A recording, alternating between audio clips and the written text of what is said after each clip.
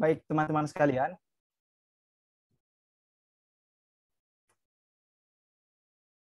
Senang sekali ketemu dengan teman-teman sekalian dari beberapa latar belakang pendidikan. Mungkin kemudian latar belakang domisili dari seluruh provinsi di Sulawesi Selatan tentunya. Pertama-tama mungkin terima kasih kepada seluruh teman-teman yang menyempatkan hadir pada kesempatan hari ini. Dan terutama saya mengucapkan banyak terima kasih kepada platform Intip Diri ataupun intipkuliah.com yang kemudian terus mewadahi teman-teman ini, terus memberikan sebuah cakrawala pendidikan Intip Diri untuk membuat aktualisasi dan produktivitas terhadap diri sendiri, yang kemudian ini akan bermanfaat bagi teman-teman sekalian seperti itu. Oke, seperti yang dijelaskan tadi Kak Lovia, hari ini kita akan membahas terkait dengan hal atau suatu aktivitas yang tidak bisa lepas dari kehidupan kita. Saya bisa langsung share ya. Saya langsung share PowerPoint-nya dulu ya.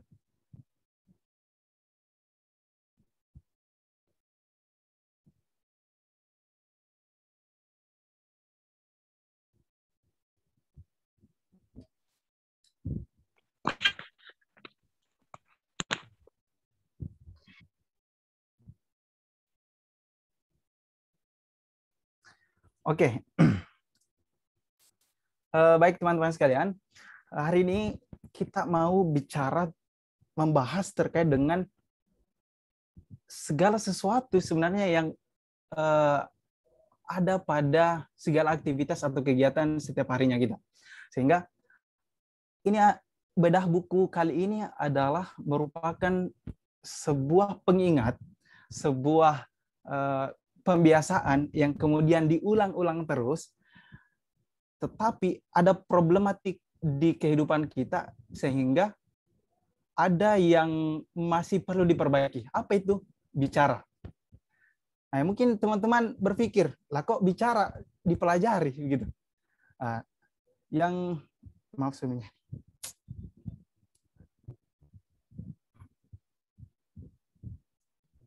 Ini kebaca ya PowerPoint-nya? Nggak ada, Kak. Nggak ada muncul di sini, Kak.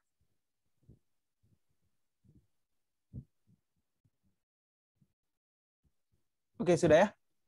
Sudah, Kak. Oke.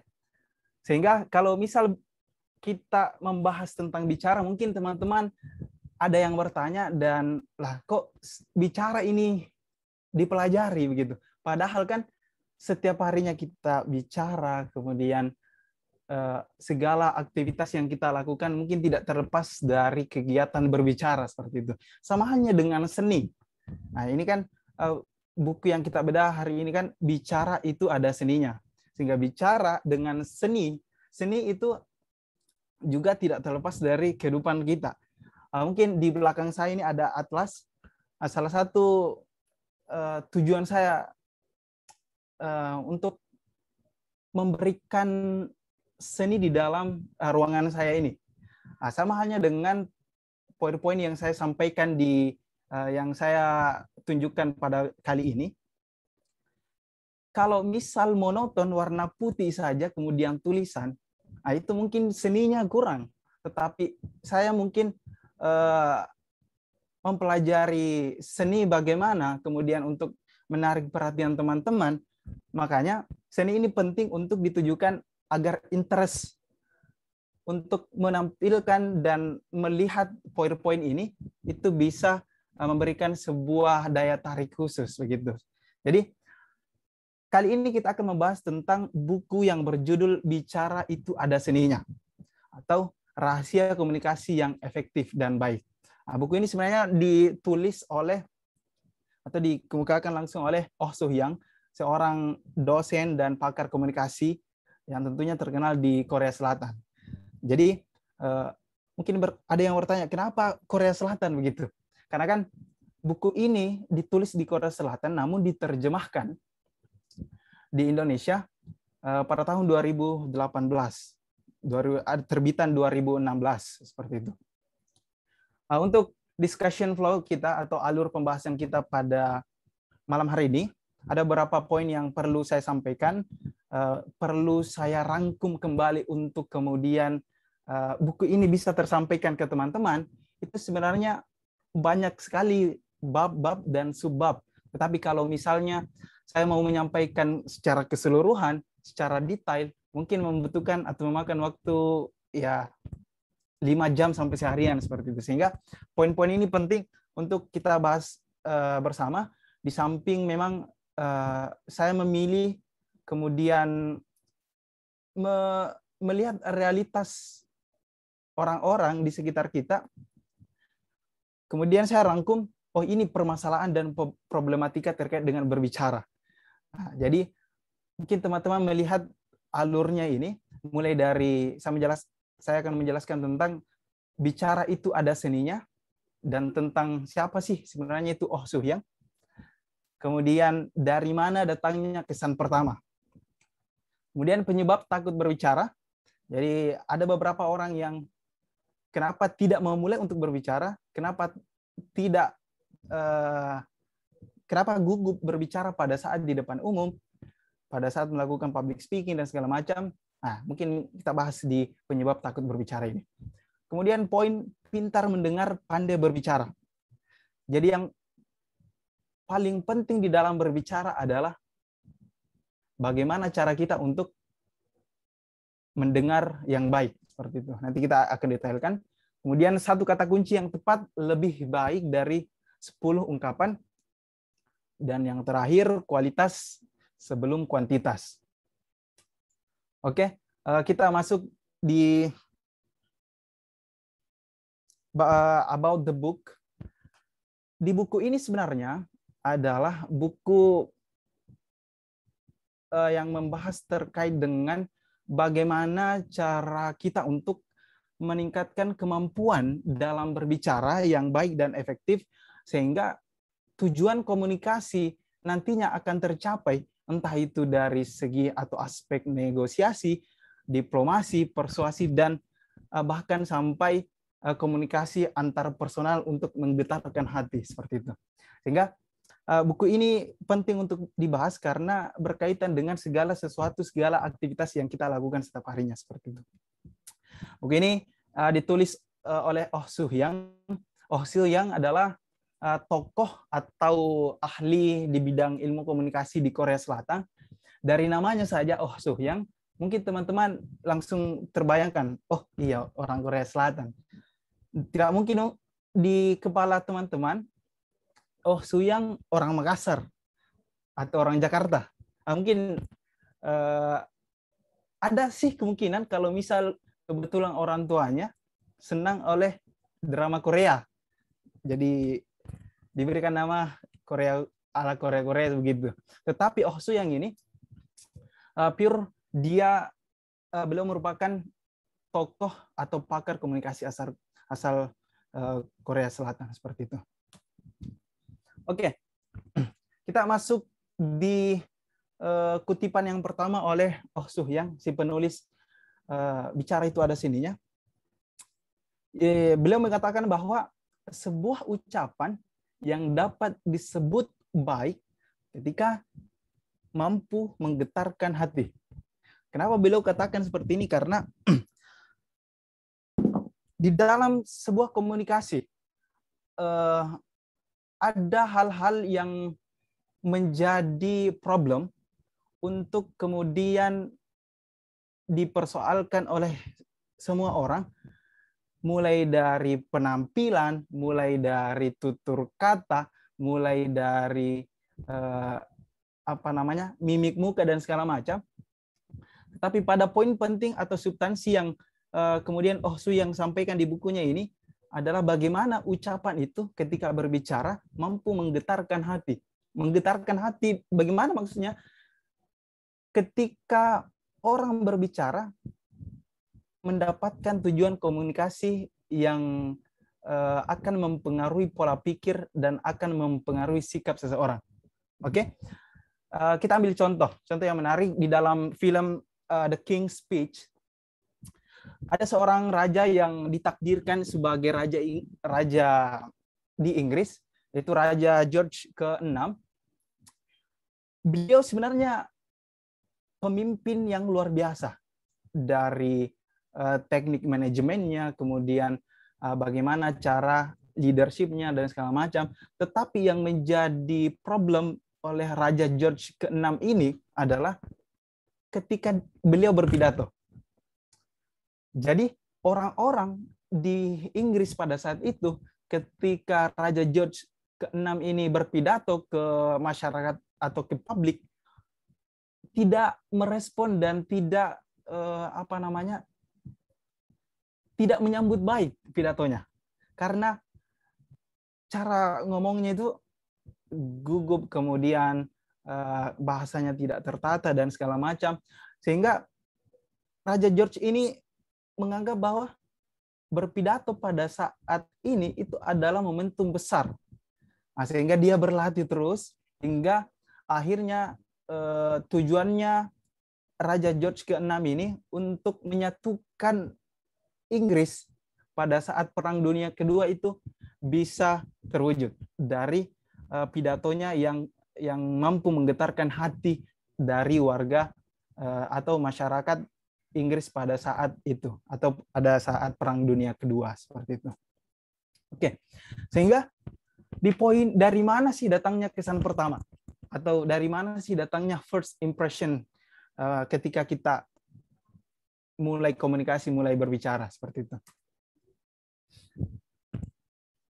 Di bab pertama, buku bicara itu ada seninya, karya dari Oh Soo-yang ini,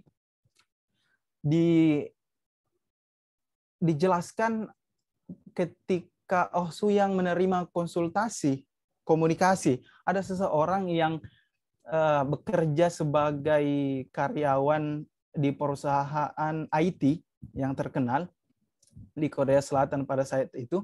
Beliau berumur 30 tahun, dia memiliki banyak harta, kemudian artinya dia tergolong orang yang kaya. Kemudian dia juga tidak pernah berselisih dengan temannya, karena dia punya banyak teman juga. Tetapi pada saat konsultasi dengan Oh Soo-yang, dia mengatakan bahwa saya bingung, rasanya saya sama sekali tidak kurang suatu apapun, tetapi selalu saja ditolak wanita saat kencan. Pekerjaan saya bagus, kemudian hubungan dengan teman pun tidak ada masalah. Namun bertanya ke Oh Soo-yang, kenapa saya tidak bisa mengikat hati lawan jenis, begitu? Padahal kan dari segi relasi terhadap teman itu lancar-lancar, kemudian relasi kepada perusahaan itu tidak ada masalah. Tetapi pada saat berkencan dengan lawan jenis, nah ini yang menjadi problem. Ketika ditelusuri oleh Oh Soo-yang, dia selalu menjelaskan kelebihan dirinya. Dia selalu menjelaskan bahwa ya saya sebagai seorang yang kerja di bidang IT, saya mempunyai banyak uang, keunggulan-keunggulannya yang terus diangkat begitu. Dan meninggalkan pendapat dari sang perempuan yang diajak kencan itu tadi. Sehingga kalau misal kita simpulkan bahwa penampilan, kemudian jabatan yang dia miliki pada saat itu bukanlah suatu hal yang menjadi penting bagi wanita, begitu, yang pada saat itu. Kenapa? Karena pada saat menjelaskan, pada saat berbicara kepada wanita, kepada para wanita yang dia ajak kencan itu, yang menjadi problem adalah dia terus mengangkat dirinya tanpa mempedulikan si wanita itu. Berbicara tapi tidak berbobot, begitu. Sehingga Oh Soo-yang mengatakan bahwa yang salah adalah ketika kamu berbicara. Seperti itu. Jadi kesan pertama yang diperoleh wanita itu akan gugur pada saat itu pula. Makanya tidak ada komunikasi setelah itu. Jadi seperti itu. Jadi ini seorang yang konsultasi dengan Oh Soo-yang, setelah itu mampu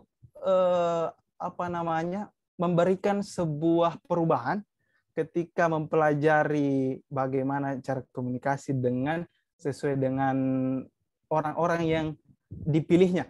Misal berkomunikasi dengan bosnya begitu, ada cara spesifik.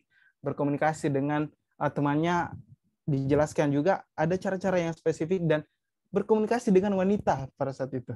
Jadi ada spesifik dijelaskan. Sehingga dari mana sih datangnya kesan pertama? Di dalam penelitian ini dikatakan bahwa perusahaan memilih pegawai baru dari kesan pertama mencapai angka 66%. Angka ini sebenarnya sangat tinggi. Kenapa? Mungkin teman-teman ada yang pernah merasakan mendaftar di suatu perusahaan, kemudian berhadapan dengan HRD-nya, Human Resource Development-nya, departemennya. Ketika proses atau seleksi interview, itu akan hanya memakan waktu setengah jam mungkin, kurang lebih setengah jam. Nah, setengah jam ini otomatis sebenarnya tidak mampu melihat atau menyimpulkan seseorang di umur 30 tahun selama hidupnya. Kalau misal diberikan hanya 30 menit. Tetapi penelitian ini clear karena pada saat wawancara interview, HRD betul-betul mempelajari bagaimana sikap, attitude komunikasi, kemudian bagaimana cara berbicara, bagaimana storytelling yang disampaikan pelamar atau yang diinterview ini, itu akan mempengaruhi 5 sampai 10 menit waktu yang dibutuhkan untuk datangnya kesan pertama seperti itu. Jadi waktu yang dibutuhkan mulai dari 1 menit pertama, 3 menit pertama, 5 menit pertama, ataupun 10 menit itu mampu mengubah perspektif di kesan pertama atau first impression-nya. Kemudian yang menjadi poin penting juga di kesan pertama adalah ucapan yang singkat. Nah, ini mungkin berkaitan dengan bagaimana berbicara kualitas dibanding kuantitas, seperti itu. Nah, sehingga kalau berbicara dan komunikasi kepada orang, ya tidak ada kesempatan kedua begitu. Yang perlu kita tanamkan sama-sama adalah janji untuk pertemuan kedua itu hanya ketika kesan pertamanya baik. Jadi ini yang perlu kita sampaikan, bahwa kalau memang misalnya ingin kesan kedua atau ingin pertemuan selanjutnya, maka perbaiki kesan pertama. Nah, sama hanya mungkin dengan teman-teman yang ya ketika ingin bertemu dengan calon mertua begitu. Yang dipersiapkan adalah first impression-nya. Bagaimana tutur kata, bagaimana penampilan, bagaimana attitude komunikasinya, supaya first impression ini akan menentukan, oh ini akan baik untuk anak saya nantinya, karena dia akan bersama seumur hidup misalnya. Kan seperti itu. Artinya kesan pertama ini penting untuk menentukan kesan-kesan selanjutnya. Oke, jadi kita tidak akan mendapatkan kesan kedua kecuali kita mendapatkan kesan pertama. Jadi kesan pertama sangatlah penting dalam sebuah pertemuan. Jadi tidak apa-apa untuk memberi ada yang mengatakan bahwa tidak apa-apa kali ini tidak memberikan kesan yang baik. Pertemuan berikutnya kan bisa. Nah, ini sebenarnya anggapan yang salah begitu. Sebab kalau janji untuk bertemu berikutnya hanya bisa jadi janji untuk ketemu pertemuan selanjutnya itu hanya bisa terjadi ketika kita memberi kesan yang baik sebelum dan sebelum mendapatkan kesan kedua begitu di dalam sebuah hubungan. Oke. Nah, ini yang menjadi banyak problem bagi teman-teman.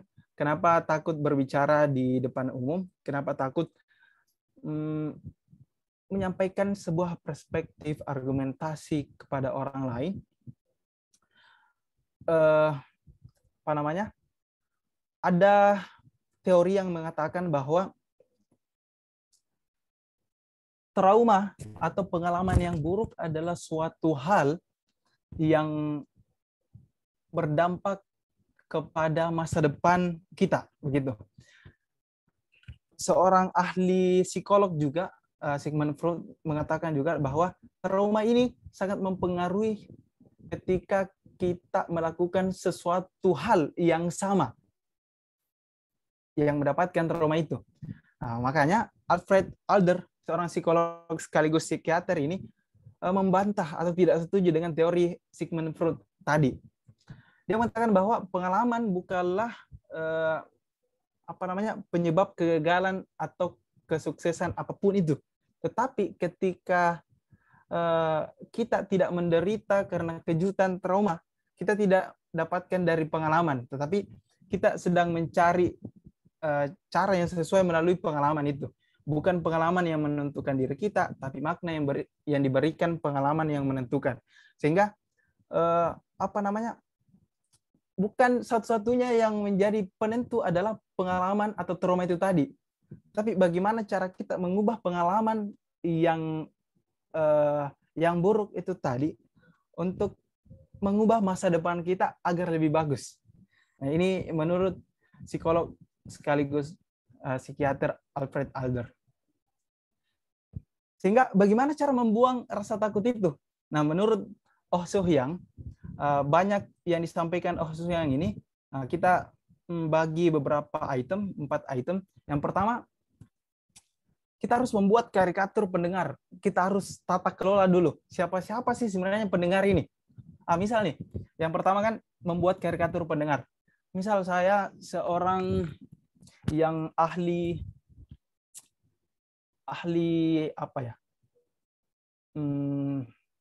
ahli fisika misalnya. Kemudian karikatur pendengar saya atau pendengar saya pada saat itu seorang profesor di bidang ilmu komunikasi. Oke, sedangkan saya mahasiswa fisika. Jadi kita membuat karikaturnya dulu. Oh, ini profesor komunikasi. Saya mahasiswa fisika. Dia profesor. Otomatis kalau kita mendengar kata profesor, ya mungkin mental kita jatuh, mental kita down begitu. Tetapi kalau misal kita membuat karikatur atau melihat komunikan kita siapa, maka kita akan mampu menguasai atau mampu mengatasi rasa takut itu. Karena kita kuliah ilmu fisika, terus mendengar profesor ilmu komunikasi, ya biarlah mereka tahu ilmu komunikasi, tapi belum tentu mengetahui ilmu fisika begitu. Sebaliknya kalau memang profesor itu menjelaskan tentang ilmu komunikasi, ya mampu kita mendengarkan begitu. Jadi ada karikatur pendengar yang kemudian ini akan membuat rasa takut. Jadi tidak selamanya profesor itu pintar segala hal, tetapi kita harus membuat karikaturnya. Nah, kemudian bagaimana cara membuat rasa takut itu? Dengan mengucapkan mantra meyakinkan. Maksudnya apa? Kita ketika takut berkomunikasi, berbicara dengan orang lain di depan publik, itu ada perspektif atau stimulus kita yang buruk akan mempengaruhi mental kita begitu. Sehingga solusinya bagaimana? Solusinya adalah kita mengucapkan dan mengubah mindset kita ke mantra-mantra yang meyakinkan. Misal nih, ini profesor ilmu komunikasi, pasti saya bisa karena kan saya mahasiswa fisika begitu. Profesor ilmu komunikasi ya fokus di ilmu komunikasi, sedangkan saya lama mempelajari ilmu fisika. Jadi stimulus seperti itu atau perspektif itu akan mampu mengubah mental kita, dan kemudian apa yang kita pikirkan, apa yang kita ingin sampaikan dapat tersampaikan sesuai dengan apa yang kita rencanakan, seperti itu. Kemudian ini yang paling penting adalah menguasai konten. Ketika teman-teman takut karena takut disalahkan, ya wajar kalau misalnya isi atau materi yang disampaikan belum siap, kemudian tidak dikuasai, sehingga yang menjadi poin di sini adalah untuk menghilangkan rasa takut, apalagi takut disalahkan, ya kuasai kontennya atau kuasai materinya, begitu. Dan terakhir, jangan merendahkan diri. Nah, ini Oh Su yang sengaja membuat konteks kata yang hampir mirip, membuat karikatur pendengar, mengucapkan mantra meyakinkan, dan jangan merendahkan diri, itu supaya karena berawal dari mindset kita. Ketika mindset kita benar, ketika mindset kita mampu untuk menjelaskan sesuatu ke publik, mampu berbicara yang kita inginkan atau tujuan komunikasi itu, ya saya pikir tidak ada masalah kalau misal kita tidak merendahkan diri. Misal Oh Su yang menjelaskan bahwa belum dimulai, baru dimulai, itu langsung mengatakan, ya maaf ini saya tidak menguasai materi, sehingga sepertinya kita akan bertemu 5 menit saja karena saya tidak ada PowerPoint apa segala macam. Nah, ini secara tidak langsung merendahkan diri kita dan membuat audiens kita itu, wah, siapa ini? Begitu kan? Artinya untuk meyakinkan publik, untuk meyakinkan lawan bicara kita, kita harus mengucapkan mantra meyakinkan yang tadi saya sampaikan. Begitu. Oke, kita lanjut. Nah, ini yang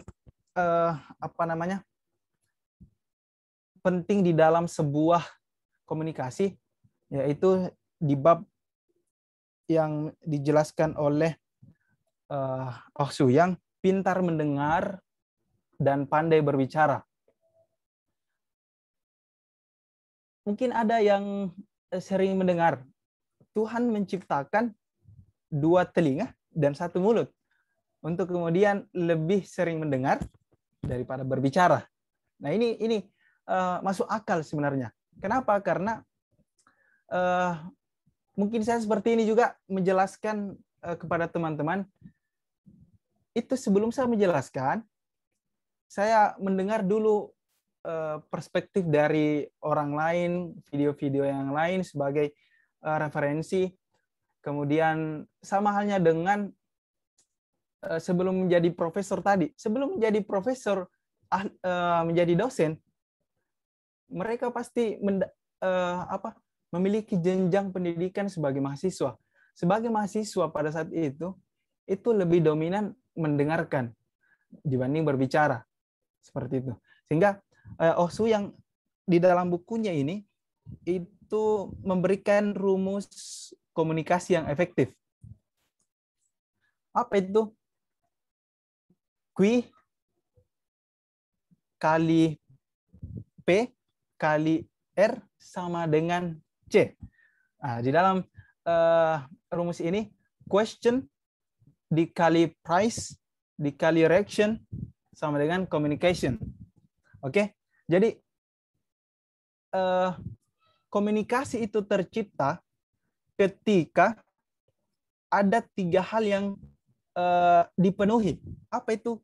Question atau pertanyaan, price atau pujian, dan reaction atau reaksi. Dengan dengan rumus terapi yang diberikan oleh Oh Su yang ini, itu mengandung sebuah satu kesatuan, pertanyaan, kemudian pujian, dan reaksi akan menimbulkan komunikasi yang baik. Begitu. Jadi ketika kita mengajukan sebuah pertanyaan dan memberikan sebuah pujian, pasti akan menghasilkan reaksi dari orang, begitu. Nah, ini akan muncul komunikasi yang efektif dan komunikasi yang baik. Nah, ini sebenarnya rumus yang perlu teman-teman pegang, yang diterapkan juga oleh Oh Soo-yang, karena begini, Oh Soo-yang sebenarnya orang yang sibuk juga. Dia orang sibuk karena dia penyiar radio, dia pembawa acara, dia seorang konsultan komunikasi, kemudian dia seorang penyiar praktisi ilmu komunikasi dan segala macam terkait dengan dunia ahli komunikasi begitu. Suaminya pun demikian. Suaminya juga ketika bekerja pulangnya itu jam 5-an sore atau malam. Sehingga ketika masing-masing Oh Soo-yang dengan suaminya pulang ke rumah, itu rata-rata habis waktunya dengan tidur karena capek, begitu. Sehingga bagaimana cara Oh Soo-yang untuk menjalin komunikasi yang baik kepada suaminya, itu dengan cara rumus terapi komunikasi ini. Dengan selalu bertanya, kemudian selalu memuji, kemudian akan memberikan reaksi, dan akan terjalin komunikasi yang baik. Misal, ketika pada saat Oh Soo-yang baru pulang, menanyakan, suaminya Oh Soo-yang baru balik, kemudian Oh Soo-yang ditanya oleh suaminya tentang bagaimana hari ini, kemudian pada saat wawancara, apa yang dirasakan seperti itu. Kemudian setelah menanyakan, dia mengingat sesuatu. Lalu suaminya memuji Oh Soo-yang, wah, ini tingkat komunikasinya lebih bagus setiap harinya, begitu. Nah, muncul reaksi dari Oh Soo-yang kepada suaminya.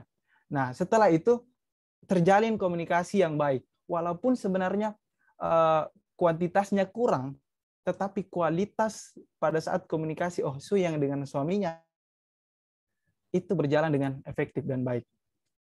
Sehingga rumus itu tadi mampu kita terapkan setiap hari, ya saya pikir tidak ada masalah dari komunikasi yang dibangun oleh khususnya dalam mungkin dalam pasangan seperti itu. Kemudian satu kata kunci yang tepat lebih baik daripada 10 ungkapan. Mungkin kita ambil contoh pada saat wawancara kerja.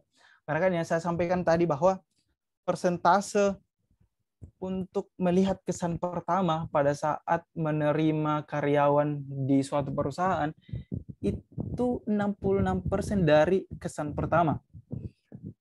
Kenapa itu penting? Karena 15-30 menit di awal itu akan menentukan dan membandingkan oleh calon karyawan yang selainnya. 10 hingga ratusan calon karyawan itu dibandingkan lewat 15-30 menit tadi. Sehingga bagaimana cara untuk memberikan kata kunci yang tepat untuk meyakinkan seseorang? Ya, ada caranya juga.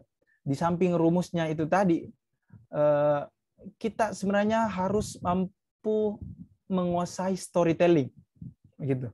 Jadi di buku Oh Soo-yang ini, storytelling adalah salah satu desain komunikasi yang disarankan dan dianjurkan oleh Oh Soo-yang. Kenapa? Karena akan mempengaruhi emosional dari si pewawancara itu atau lawan bicara kita. Jadi Oh Soo-yang juga sering mewawancarai mahasiswanya. Mulai dari bagaimana tingkat kemampuan bahasa Inggris, pengalaman sosial dari mahasiswanya, penghargaan yang diperoleh, terus diwawancarai begitu. Jadi ada waktu 3-5 menit untuk menjelaskan kepada Oh Soo-yang sehingga mahasiswa itu bisa menggetarkan hati Oh Soo-yang. Oh, ini mahasiswa terbaik, ini mahasiswa yang rajin, ini mahasiswa yang mendapatkan prestasi seperti itu. Jadi apa namanya, satu kata kunci itu akan lebih baik dari 10 ungkapan. Itu. Nah, ini ada kaitannya dengan kualitas sebelum kuantitas. Kenapa ini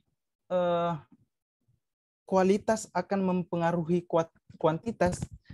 Karena itu yang saya jelaskan tadi, bahwa Oh Soo-yang sendiri, dia kan sibuk mengajar di kampus.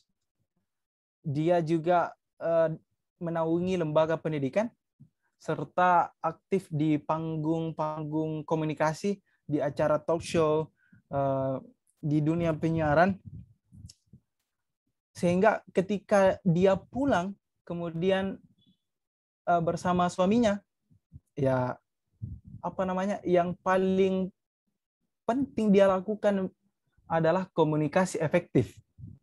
Jadi komunikasi yang mengedepankan kualitas, bukan apa namanya, mengedepankan kuantitas. Sehingga kalau misalnya kualitas ini sudah bagus, kuantitas itu akan mengikuti. Misalkan pakai rumus yang dipaparkan, yang diberikan oleh Oh Soo yang tadi, bahwa berikan pertanyaan, berikan pujian, akan mendapatkan reaksi dan terjalin komunikasi yang baik. Nah, mungkin Oh Soo yang setiap harinya hanya berkomunikasi pada malam hari. Nah, ini kan kuantitasnya kurang begitu. Tetapi pada saat sekali saja berkomunikasi Oh Soo yang dengan suaminya, ini akan mendapatkan komunikasi yang berkualitas atau komunikasi yang efektif begitu. Nah, di dalam penelitian juga dijelaskan bahwa ada 30% pasangan yang berusia 40 tahun itu hanya mengobrol 30 menit saja dalam sehari. Nah, ini yang salah satunya dirasakan oleh Oh Soo yang. Jadi Oh Soo yang setiap harinya mungkin ya 30 sampai setengah jam, 30 sampai sejam saja berkomunikasi dalam seharinya. Tetapi apa namanya, dia mampu menghadapi 30 sampai sejam itu tadi dengan komunikasi yang efektif. Sama halnya dengan pasangan yang berusia 50 tahun, hanya mengobrol 30 menit dalam sehari, itu hanya mencapai 34,1%. Hanya meningkat 0,1%. Sehingga ya semakin apa namanya, pasangan kalau misal komunikasinya berkurang, atau pasangan ketika komunikasinya tidak terlalu sering, nah ini akan mempengaruhi hubungan juga seperti itu. Walaupun sebenarnya Oh Soo yang itu bukan tipikal konsultan percintaan, tetapi dalam teori komunikasi ada banyak contoh-contoh yang dipaparkan terkait dengan bagaimana komunikasi dengan pasangan, bagaimana komunikasi dengan lawan bicara yang baik, seperti itu. Jadi akan mempengaruhi segala aspek kehidupan dan aktivitas, mulai dari berkomunikasi kepada keluarga, pasangan, perusahaan, dan segala macam seperti itu. Nah, ini mungkin beberapa poin-poin yang bisa saya jelaskan dari buku Oh Soo Hyun, Bicara Itu Ada Seninya. Mungkin sampai sini saya berikan kembali ke Kak Lovia. Terima kasih. Baiklah, terima kasih